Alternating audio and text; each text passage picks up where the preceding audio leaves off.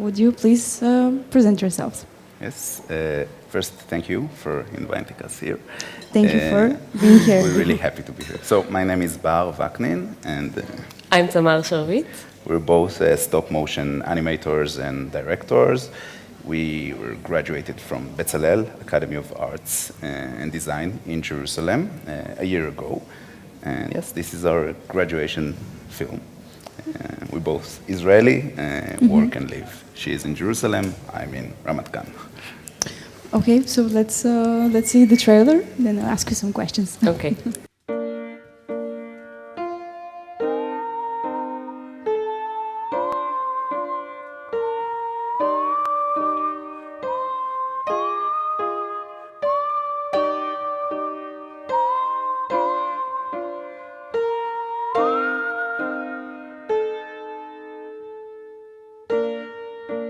We're back. So you met at university. How did you meet? Yes, we actually met at the academy. We're in the same class, studied together, and we actually did our first film together at the third year. This is the second one. Yes, we met there. What about the other films you made? So it was our third year film, way shorter, a 2-minute film. It was like our first animation production in school. Before that's only short exercises. And actually it was a great experience working together. We were, the beginning maybe was like, where there's a lot of work in animation, so we thought production-wise it's better to work together. And I think we realized that we can really actually, well, we have the same interests and the abilities are maybe like completing each other. Yeah, we use our advantages in each part, so we kind of complete the work together. Also, I like to think with you and invent with you. We also found out that we find a reference that we really like and we both connect very strong. And that way we can really have the concept together because we can decide together. And you obviously make the best of it. This is the result of your hard work. I would like to ask you about the technical process because this is a stop motion technique with real puppets. Puppets, yes. Please tell me about that because I imagine the difficult process of doing this.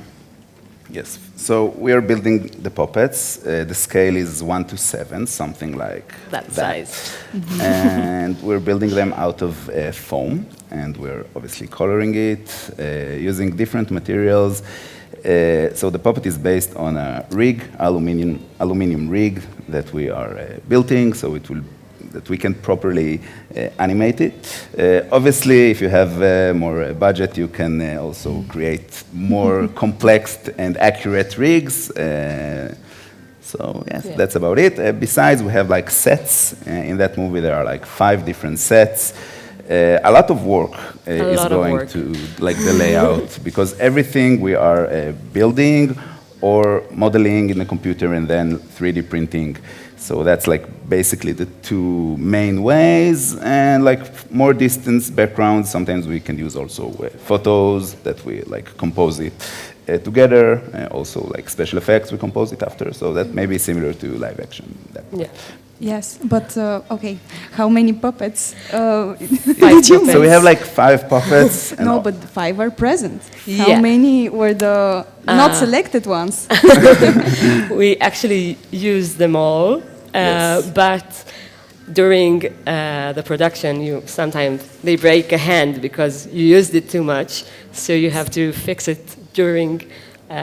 But like we prepare for that. For example, like the hands, we can like put the hand out, fix it when it breaks, put it back. So like in the beginning, when we're preparing, we know what is supposed to be break, and then like we have the ability to fix it and not create like tons of puppets. So animation, medicine, you make it all. Yes. Actually, in this story, there are three lives merged together in one building, but there's a bigger picture behind it, a bigger message. Yes. Right? So we think, we focused on a construction site who is also a residential building. And I think the main idea of that film is to explore, in a way, how that temporary reality, well, the metaphor is the construction site, really affects the life of very simple and ordinary people who are living in that temporary reality. And I think that's also reflects the life in Israel. For example, in Israel, well, obviously we have a lot of construction sites, and that's like a really that's issue a reality also. Yes, that's really a reality thing. Like there is a problem with real estate, and the prices are super high, so everyone are building everywhere more or less. But even if you go like in a wider perspective, we don't have like the borders are temporary. Like nothing is stable, maybe? Nothing is, yeah, yes. you could say. But and also the worker itself that is in all of the stories of the residents. It's also there to in every resident life, and is mostly the workers in Israel are mostly Palestinians, and they have. I don't know, like it's help me out here. Yes, like I think there is like a also movie about the power struggle, like exactly. economical power struggle. Yeah. So if you are in a political situation where you have to do those kind of work, and that creates like a gap, and that gap also leads to. Well, and also, sorry. No, there's like a lot of layers into that I think is not necessarily in the movie, but in the just real life in Israel. That a lot of the security in the building is not really good, so the workers are actually in quite big danger. So it's not in the film, but in a way it is. Because I wouldn't say I noticed maybe all of the layers, but some of them with the interphone. Do you maybe this is reflecting to security? I thought to myself maybe this means the power, the governmental issues. Is it? Am I right? Am I right? About the intercom? Yes. What's the symbolize? Well, yes, I think there is the situation with the intercom. I think there is obviously a layer where you're being watched in a way. Yes. Okay. But everyone are being watched just in a different level. Okay. So like the eye that is looking at the one of the residents is not the eye who is looking. It's like the same eye who is looking at the worker, but in a different way because they're in a different political status. But just to go back a bit, you said the environment is not stable, always changing, like the new world, I would say. Yeah. Yes. But the main characters, they stay the same. Yes. They continue to lead their lives, but it doesn't seem that they are changing. It doesn't seem that they're communicating with each other. Yes.